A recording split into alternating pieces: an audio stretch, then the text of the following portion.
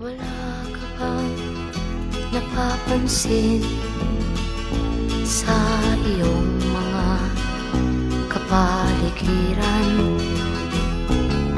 Kay dumi na ng hangin, pati na ang mga ilog natin.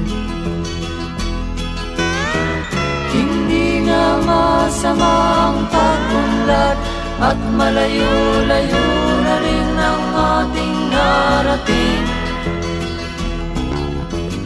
Ngunit masdan mo ang tubig sa dagat, dati kulay asul, ngayon'y naging itim.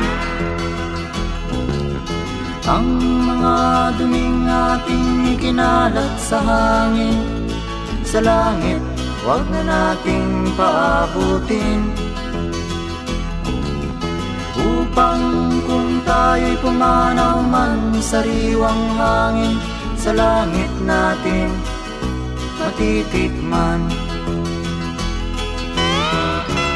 Mayroon lang akong hinihiling, sa aking pagpanaw sana ay tag-ulan.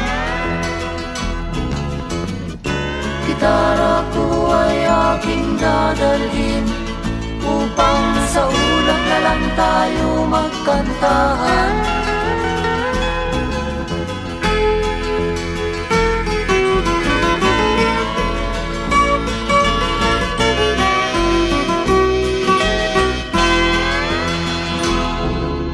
Ang mga batang ngayon lang isinilang, may hangin pa kayang matitikman? May mga puno pa kaya silang aakyatin? May mga ilog pa kayang lalamuyan? Bakit di natin pag-isipan ang nangyayari sa ating kapaligiran? Hindi nga masama ang pag-unlad kung hindi nakakasira ng kalikasan.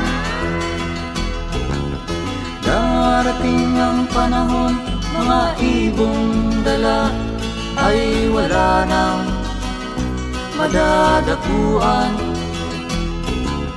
Masdan mo ang mga punong dati ay kay tatag, ngayon'y namamatay dahil sa ating kalokohan.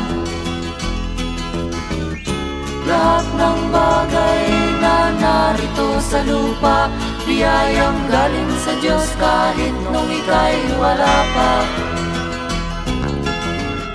Ingatan natin at huwag nang sirain pa, pagkat pag kanyang